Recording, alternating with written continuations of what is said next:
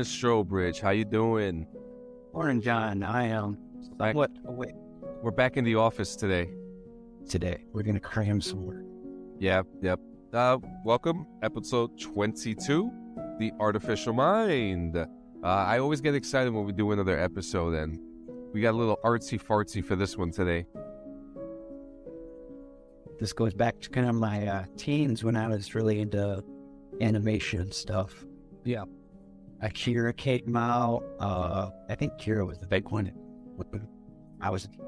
Yeah, so what's very cool is so we blended anime and Niji together, which was actually kind of interesting because I had, again, I'm not too knowledgeable on a lot of the art terms, and now I'm learning more and more.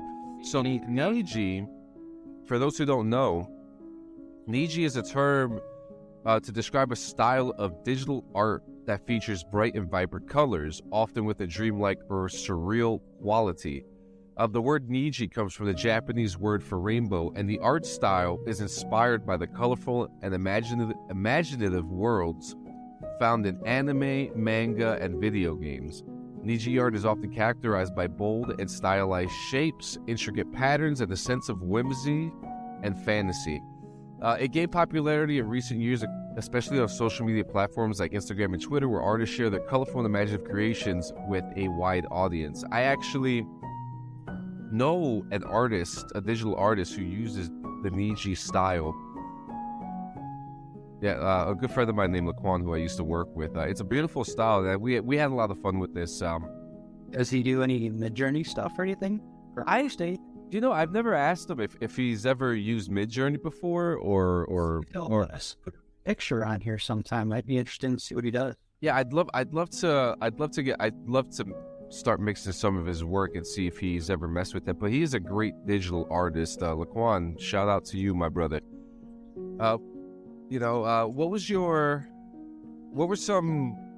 Did you have any challenges going through this, or were some of your ideas? What were? So when you were talking about Niji, I had no idea, and I thought it was Nige. So I got educated enough to that it was Niji. So once I understood what it was, I was just like, oh, okay, it's just another term for. When I was growing up, it was just called Japanimation because that was the big push. Japan was big animator. So once I figured out what I'm doing, I just kind of started going along with it. Actually, early on when we first started messing with Midjourney, I want to say that I kind of did some of this stuff already, just a couple pictures here and there, just little things. But I didn't want to pull those ones up because they looked horrible compared to version 4 now. They do, man. If you compare them now to what they look like then, you can tell Midjourney's done some work. Yeah, they've amped up quite a bit. But once I think the first one I did was Jack Burton. My favorite characters from movies, and came out awesome. So I was like, all right, this is gonna work. And then I had to acquaint myself with the different styles of the Niji. So there's what was it? Sonin, Shogun. These are just some examples. Manga. I think those are more production studios like Ghibli. Ghibli did Howl's Moving Castle and stuff like that. So yeah, I learned pretty quick once I knew what I was doing. That's cool. Same here. I wish I had some influences to give you. The influences that I do say are what I was studying through the Midjourney channel, seeing what other people were doing, trying to get a better understanding of what I wanted out of my renderings. I actually have a lot of fun with this one, especially because I don't watch or read anime or manga, or it's a beautiful art style. I just haven't given it the time yet. Subject matters changed too over the years. Now I kind of have a hard time following some of this stuff, like the stuff that's on Adult Swim. There's quite a bit of that kind of style on here, but I still stick with my classics. I don't know. I think it's just different subject matter. Back then it was more like Nuclear Blast, Fallout. The future after that. Dystopian city stuff. Do you So like it seems like Niji, from what I'm understanding, it's like it's trending. It's becoming a bigger trend. Do you see it evolving and developing more in the future? That's the only way it can go. It's gonna evolve, but I don't even know how it's gonna evolve. I just know it's going to. Maybe with this with all these AIs, who knows what they're gonna do with that? The possibilities are endless. Yeah. You've seen the movie Waking Life, right? Yeah. All animation, and that was cutting edge at the time. I could almost see him doing something along the lines of that, like a full movie version of like. Well, Netflix has a whole anime AI made by AI, I believe. Oh, are you talking about Carbon something? No. I'll tell you right now. Or Robots Love and something else. There's a couple on there. Well, I know there's a lot of animation, but like certain ones, like the big ones that they're pushing on Netflix.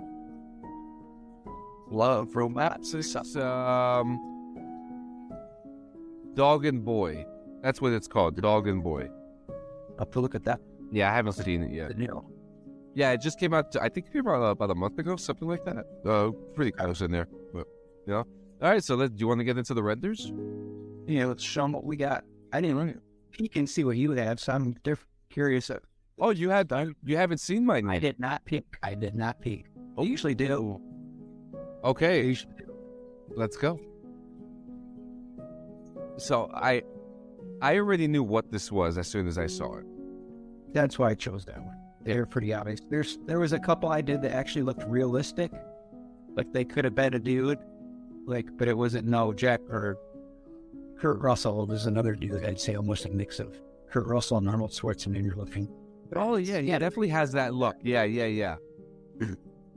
And this is the only one that I did not upload a picture to. I just basically put in for a prompt. Jack Burton from Big Trouble in Little China. And then the style, I forget what style. I think I just put in Cyberpunk. I think that's probably what it was for the style. Yeah. I love it. Kurt Russell's one of my favorite actors. So I have a question, though. If you were in Jack Burton's shoes and had to battle ancient Chinese sorcerers, what would be your secret weapon? I'd have to go with the... would it be the mullet? The mullet? No, I think I'd stick with Egg Shen's magic potion, man. That seemed to work pretty good. That's a great weapon. That makes Jack the weapon. That's a great answer too. That's a great answer. I thought it would be the mullet, but you know, I'll take the potion. Well, I am bald, so I wouldn't mind a couple things we can inject. Yeah, a couple strands. Yeah, a couple.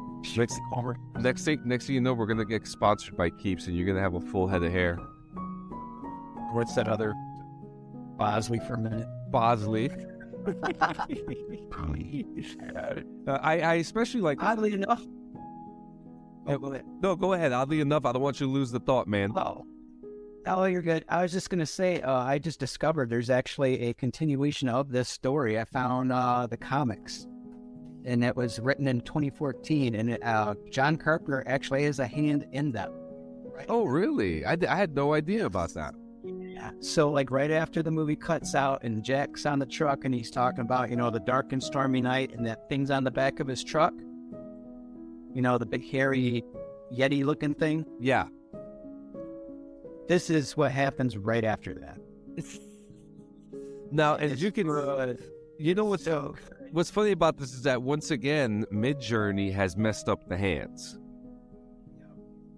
But everything else looks fantastic. I actually love how this came out. I love how this came out. This is like a good Steam profile picture right here. Yes, I'm end up on my PS4 avatar picture for a minute there. Somebody is kind of Jack Burton. Yes, that's great. All right, so for the next one, show me what you got. I don't know what you have yet. See what you got. Oh my God. Yeah. So I actually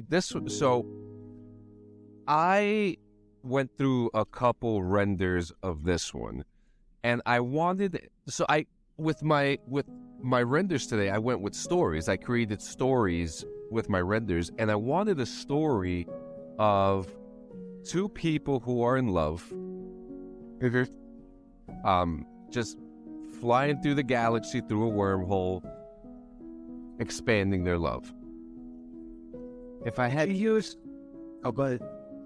So like I just want, so I wanted their love to be shown while traveling through like a galactic wormhole, but I also wanted this like feel of retro futurism with like the anime themes going on in there. The colors, I just wanted the story to be told. When the moment you see this, I want you to know that these people love each other and that they'll go through anywhere and anything in time to make sure that their love is shown. How much of a prompt did you put in for this? Was this a Chat GPT help? A little bit. So I needed. I was wondering. Yeah. So I needed. I want to start blending the AI with the AI more, and I have the idea. Yeah, and so I started. Yeah, and it works. It comes out really nice, and I wanted something to portray exactly what I was looking for in more description, because they're, look, I'm not a smart man, okay, but I want to expand my creativity a little bit, and if this is helping me, people are cheating on their essays with this stuff, and I'm expanding my creativity with this, and this is the story. You're having with it, and they're using it. It's like you said last episode. We're using it for fun, and they're using it in the wrong way. It's just like anything else with the technology. If you're using it for most part harmless thing, because art could even go too far at some point. Yeah, but it's like you said, we're using it for fun.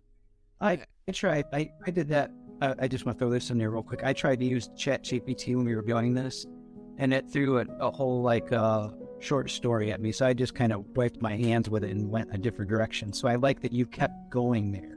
Yeah, that's what I wanted to. The story, like with it giving you like a story, it really does help. It really helps, at least more with background and character. But once again, this, no hands here. Well, there's nothing wrong with that, because then you don't pay all your attention to the hands. Look, Ma, no hands. Look, Ma, 2 fingers, and they're both thumbs. Well, you got the retro part. It had a little bit of she kind of had a Sailor Moon feel to me a little bit. It does. It does have a Sailor Moon feel to it. And that Chat GPT too, did you throw in any kind of like a style? Or you didn't you? You said retro. I have retro futurism, anime inspired, and obviously Niji. Yep. And the next. And that Niji, you just threw that in there at the very beginning, right? Under settings, because that's what I did, and I didn't have to type that in ever again. I imagine when I do something different now, I'm going to have to go back and change the settings, or it's just going to keep pumping out Niji style. Because that's what I did. Because that was another thing I didn't know about on here, was that, well, you said something to me. You said there's a whole page for it. So I have to go figure out where the hell that was. Yeah, because they made some changes to their Discord. Yeah. It's a little more. I was a little confused at first, but it kind of makes it a little bit easier what they did with their Discord. So this one is actually an original photo of yours. That I took. God, that was when I went to Comic-Con. I was farting around with costume. That was recently too. Yeah, that was November. I want to say, it was right before Christmas, and I bought a new wig. So basically, I put on a whole outfit just to see how this wig looked with it. Yeah, and it's so good. Yeah. It's so nice. But I love how you finally were able to bring this picture and yourself to life, because you had the look, but you were in a white living room. Yeah. It's just like are you going out trick or treat? Because that's what like someone taking a picture right before they go trick or treat, because I was the lighting crappy and barely kind of see my face, but you get the outline of like what I was going for. And that's basically what he is. It's almost near perfect, to be honest with you. Yeah, that's why I went with that one, because that's how I went to, like, hey, his hands, like, they're there. They're doing something. It's this one, and it's close to the picture I did. I really like it because it's literally the exact same pose, the exact same, like, frame. Carved it that way. You know, and imagine if you had the green screen. Imagine if you had the green screen during that time, how you could have brought that picture to life and put yourself in the Mid-Journey photo. I just blew. I just another outfit right there. That's wow. Yeah. And the next one. Oh wow. So what's interesting So what's interesting about this is that this was actually the same story of the two lovers in space. Yeah. It kind of has the same style. It's the same story, it's the same style, but now you're seeing what's happening around them. I love it. To me, when I look at this, it reminds me of, like, Voltron. That's what I was thinking. I didn't want to say it, though. I'm glad you said it. Okay, good. Yeah, I'm definitely. Ship. It's that ship. Yep, it really is. And Voltron, one of my favorite cartoons growing up, if not my favorite. It's definitely one of my top 3. And that was actually like the, as a certain friend would say, the environment that I was looking for with this render. You got the spaceships. I mean, you can't really tell if there's a battle going on, but you know something's about to happen. Maybe it might be some kind of passing towards something. Yeah, just like a supply run or something like that. Like whatever it may be, you know, it's not terrible. It's not a space background. It looks like those guys that do the spray painting on yeah. Rexa paint, and then you got like stars. You guys got that over there? Oh yeah. Really? There's people at South Haven that do that stuff. Really? They do that over across the river in New York City out here. I know I've seen them online, not in person. Well, no, I've seen a couple people do it where they have just a little sheet, almost like you looking under a microscope for, microscopic things, but they're a lot bigger than that, little things of glass. Yeah. They'll paint a whole environment on this piece of glass, and then they sell them. On the back, I sell them for $10-$20. Yeah, I really like that one, and it's cool that it's. I love it. Ring. It's a throw in.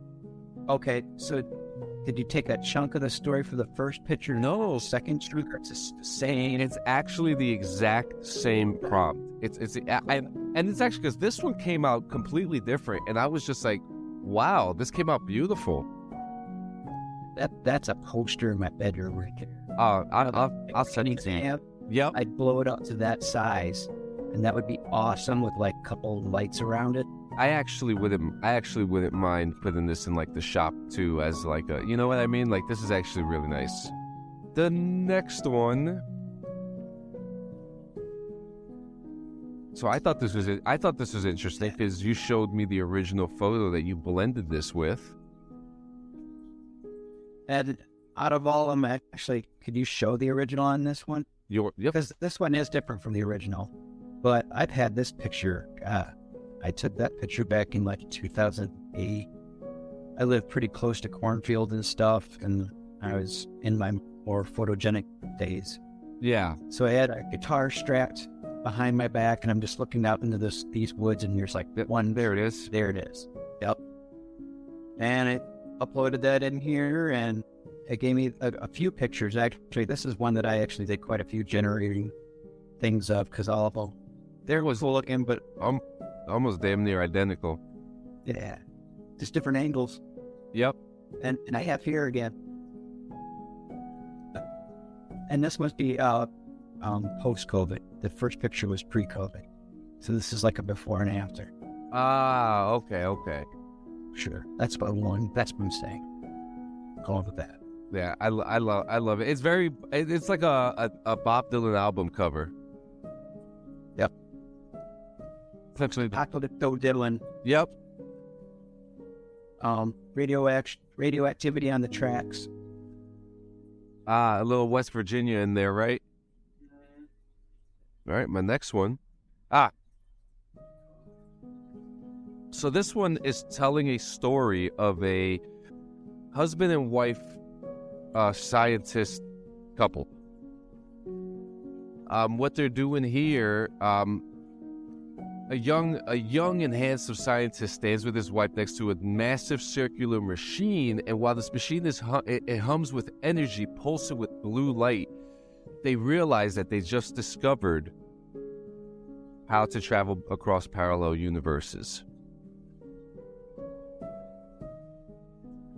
That's the story that's being told here.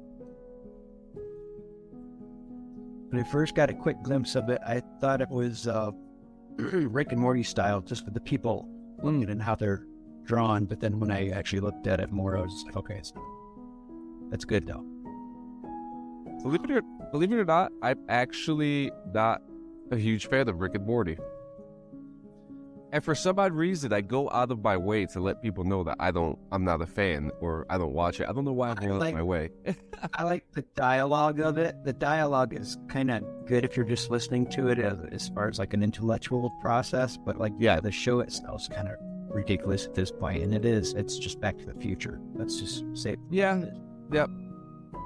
But I love it. You know, I definitely wanted like Back to the Future style machinery. I wanted kind of futuristic, but at the same time kind of look modern in a way, with a little bit of fantasy in there. I wish that we had better. I wish I was able to get better face portraits of the two characters who are being portrayed in here. But this itself just looks great. Well, it's a whole environment setting too. Yeah. So they're scientists, so it's cool that they've got a pulled that picture of them working on their reactors. Yep. All right, you ready for the next one? No, actually, this is your last one. Talk. Okay, so I'm going to show the original photo of this one on that because this one is actually in West Virginia. Or I was near Bald Knob, something mountain. I have a picture of it. It's somewhere up in the mountains if you're taking a picture. It's a pretty famous tree, actually, that looks like a dragon. And I know some people are going to see that. I'm like, I've been there. And that's the weird story is I'd seen that picture before I went there, not knowing that I went to this place to hike. And then, my God, there it is right there. I pissed myself. I was so happy because I saw this like 2 days before we actually went and saw this thing in person. So I didn't know it was here. And then, you want to do this episode. And I'm like, well, let's pull this sucker out and let's see if we can make this dragon an actual dragon. Look at this. Yeah, that turned out. And that didn't take too many prompts. I didn't have to correct that too much. That is incredible. Yeah. And actually, I know other people have seen that and been there. If they have a picture, if you have a picture, try to do something like that and send it to us because I would be really interested in how yours turned out. Yeah. Because I know a lot of people are going there because it seems like I'll see a picture every now and then of someone else that's been to that area. Yeah. It's really like awesome photo. It's when I took my trip down to Pigeon Forge and that whole area. We did a lot of hiking. That was a fun trip. That was really nice. Oh, really? How was that experience? It was a full furnished teepee. Like, it was huge. Had AC in it, all that, all the furnishings. Actually, the outhouse was connected to the teepee, so you walked out of the teepee, and they had a shower, and all the modern commodities. It was pretty neat. I think it was just like it was very neat. That's interesting. That's very interesting. The idea of wanting to do it. Actually, I wouldn't mind. I think it was actually a yurt. Oh, really? I think they call them yurts. Yurts are very they're very stable if you build them correctly. Well, that sucker was not going anywhere because this was during like hurricane times too, and this is down Tennessee, but I guess they still get windy down there. Interesting. This was during that time period. I like. You got one more left, don't you? Yep, I have one more. My final one. I'm going to tell you a story during the Pilgrim Ages. And there's something about the Pilgrim Ages that I have a strong fascination about.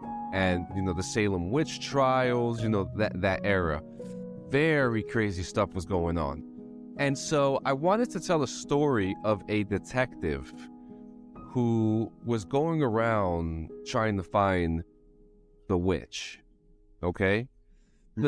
Going through his travels, he goes through a swamp and he finds out that all these people who are missing, that they're blaming the witch, this giant swamp octopus is eating them.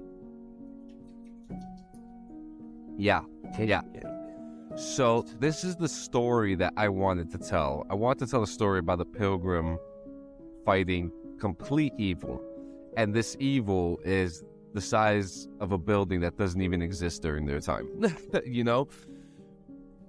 is an untapped time period that really, as far as like, the only thing I could think of that even comes close to that kind of time, and it's not even the same time period, is that Abraham Lincoln vampire. That, and there's also an Edgar... There's 100 years ahead. Yep, and there's an Edgar Allan Poe movie starring Christian Bale, The Pale Blue Eye, that it's in kind of that era, but it's not in that era, like it's got the vibe. I really wanted the foggy vibe. I wanted it to be scary. I wanted it to be frightening. I wanted this story to be like, oh my God, like this thing is going to come after me next. And I hope that it worked. I hope that the stories that I was able to create today resonated with you and with anybody else who's watching or listening. I kind of want to continue them, to be honest with you, but I also got a great appreciation and respect for an art form that I never really played with before. The anime style, the manga style, Niji art style, these are all new territories for me, and I know that this is something that you want to play with for a little bit too, and I'm glad that we did. If this would have been around like when I first got into Japan, I'd be soaked in it right now. Like, we wouldn't just be, this is probably all we'd be doing, John. Yeah. So, you gotta see the next animation I just did. Just show me like 5. I do want to ask though. So we see this rise in Niji art. I would like to see more of this in different contexts, like advertising, branding, even like more entertainment. I want to see more of this art because it's such a beautiful art style. It's very colorful. It's got that like dreamscape look that I'm always looking for. And I think I'm going to play with it a lot more. Do you have any ideas for the next podcast? I think maybe we should do that. Why don't we just try a little fart? Well, we've done advertising before. I would love to do advertising. Yeah, I'd be down with that. All I'm picturing right now is the back of the coat and Akira with the pill on his jacket. But it's just the beginning. That's where I'm starting. That's my... No, so yeah, let's do branding. Branding. Brandon. Yeah, I also have a awesome file here that we'll do a double header. We'll do a double header coming up next week. And we'll do that, the advertising, but I also have a file here from Fox of Crimson. I think you're gonna like this. We're gonna take a day off and we're going to break down the heroes and villains of different countries. And he's got a lot of them. I was gonna say. He's got a lot of them. I have a whole file here. So, guys, join us for the next couple episodes as we're gonna do branding. You want to do? Is there a specific branding, or you want to just brand stuff? Do we want to make it broad, or just like, do you want to do just like common stuff on? Well, it'd be commercial advertising. Commercial advertising, right? Yeah, commercial advertising. I already know what time period I'm going to go with. So, you even got a time period set. Yeah, I already know like what I'm going to do because I'm stuck in this era right now where I'm watching a lot of things with the retrofuturism. Yeah. I'm stuck in it. There's something because and I was having this conversation yesterday during another recording where retrofuturism right now is the in thing. Like post-apocalyptic is starting to like die out a little bit. and we're starting to move into like a new era of like film, television, art. And that era right now is retro futurism.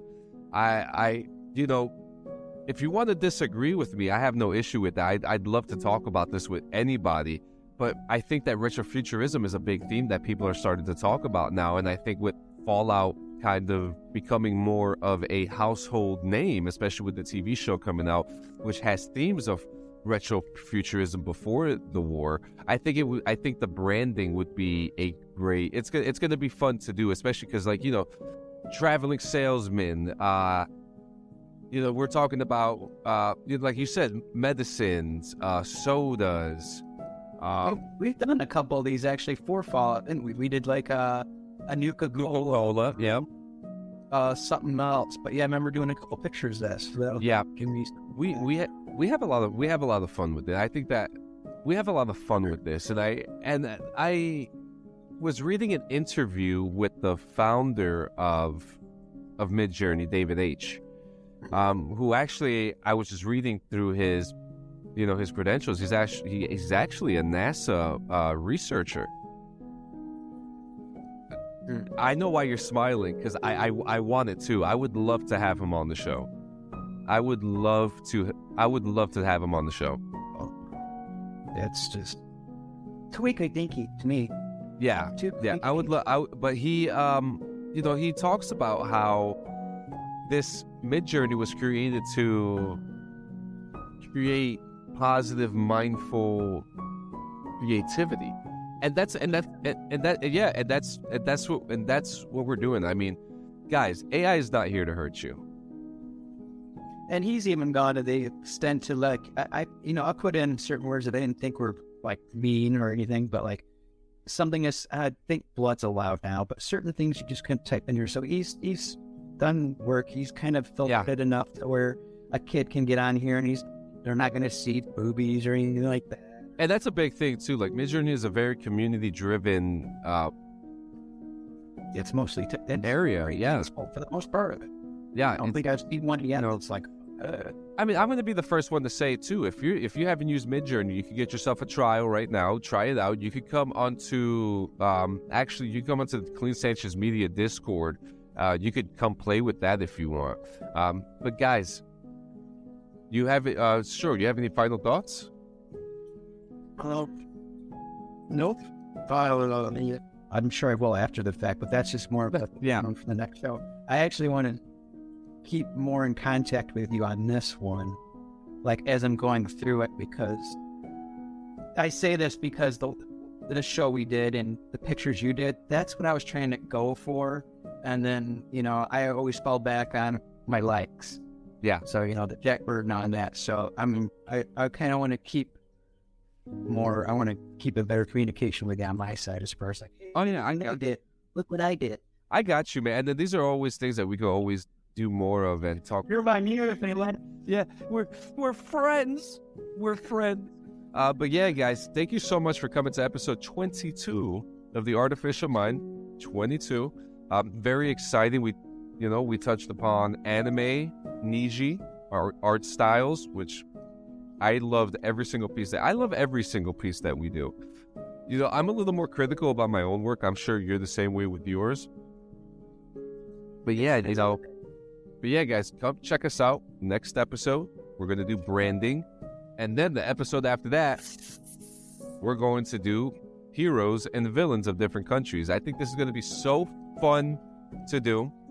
And then maybe we'll even play a game on the next episode. Is it AI art or is it art? Let's see if your little art detectors can pick out the difference. Absolutely. But guys, so long. Farewell. Wherever you're listening, whenever you're listening, whoever is listening. Good morning, good afternoon, and good night. Very.